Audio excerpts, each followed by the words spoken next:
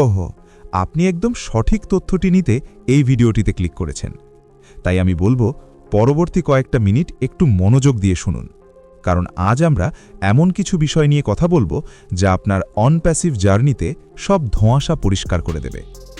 বন্ধুরা, আমরা সবাই একটা দীর্ঘ সময় ধরে অপেক্ষায় ছিলাম। অনপ্যাসিভের এই দীর্ঘ নীরবতা আমাদের মনে অনেক দুশ্চিন্তা আর প্রশ্ন তৈরি করেছিল, তাই না? কিন্তু এখন সময় এসেছে পর্দা সরানোর। একে একে ও নিউজ 19 এবং 20 নম্বর পপ আপ আমাদের সামনে সেই সত্যগুলো নিয়ে আসছে যা এতদিন আড়ালে ছিল। আজকের ভিডিওতে আমি আপনাদের একদম পরিষ্কার করে বুঝিয়ে বলবো আদতে কি ঘটেছিল আর অ্যাশ মুফারে কেনই বা এখন মুখ খুলছেন। প্রথমে আসি 19 নম্বর পপ আপের বিষয়ে। এটি ছিল মূলত আমাদের বহু প্রতীক্ষিত কমিশন বা বোনাস নিয়ে। আমরা জানি অনেক প্রতিষ্ঠাতা উইথড্রল রিকোয়েস্ট দিয়েছিলেন কিন্তু টাকা হাতে পাননি। অ্যাশ স্পষ্টভাবে স্বীকার করেছেন যে অতীতে কমিশনের ক্ষেত্রে অনেক বাধা এসেছে, আর এর পেছনে ছিল কিছু আন্তর্জাতিক ষড়যন্ত্র এবং গভীর চক্রান্ত। সহজভাবে একটা উদাহরণ দেই, মনে করুন আপনি ব্যাংকে টাকা জমা রেখেছেন, কিন্তু যখন তুলতে গেলেন তখন শুনলেন ব্যাংকের সার্ভার বা ইন্টারনাল কোনো সমস্যার কারণে আপনার টাকা আটকে আছে, অথচ আপনার অ্যাকাউন্টে টাকা ঠিকই দেখাচ্ছে।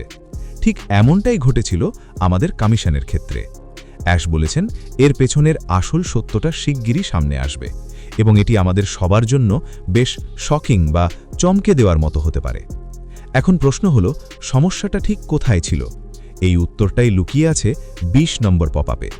অ্যাশ জানিয়েছেন একসময় তিনি কোম্পানির আর্থিক সব নিয়ন্ত্রণ দুবানি অফিসে পাঠিয়েছিলেন। সেখানে দায়িত্বে ছিলেন তৎকালীন সিএফও মাইকেল থমাস কারান এবং সিওও মোহাম্মদ কামাল।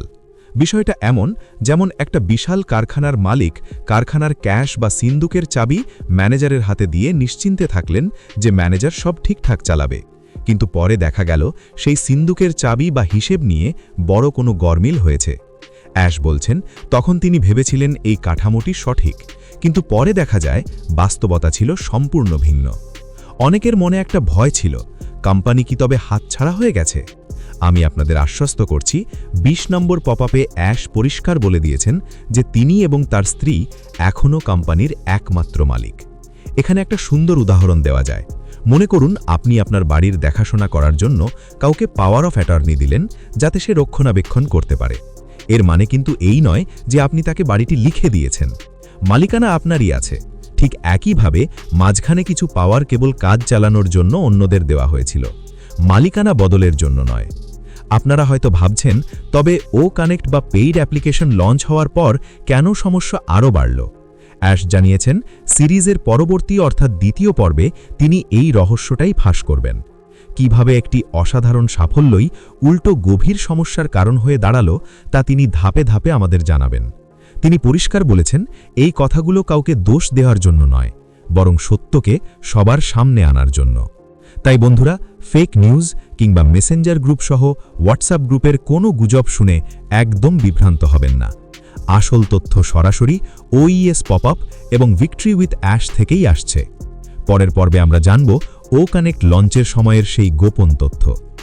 অনপ্যাসিভের এই বিশাল যাত্রায় সঠিক তথ্যের সাথে থাকাটাই আপনার সবচেয়ে বড় শক্তি। তাই পর্দার আড়ালের এই সত্যগুলো সবার আগে জানতে এবং বিশেষ করে অনপ্যাসিভ ও ভিক্টরি উইথ অ্যাশ রিলেটেড সব গুরুত্বপূর্ণ আপডেট আর সঠিক বিশ্লেষণ পেতে এখনই এই চ্যানেলের পাশে থাকুন। আপনি যদি এখনও আমাদের পরিবারের সদস্য না হয়ে থাকেন, তবে এই ধরনের রিয়েল ফ্যাক্টস সবার আগে পেতে নিচের সাবস্ক্রাইব বাটনটি ক্লিক করে রাখুন, কারণ এখানে আমরা কথা বলি কেবল ফ্যাক্টস আর রিয়ালিটি নিয়ে। আপনাদের মতামত কমেন্টে জানাতে ভুলবেন না। দেখা হচ্ছে পরের ভিডিওতে। আজ এ পর্যন্তই, বিদায়।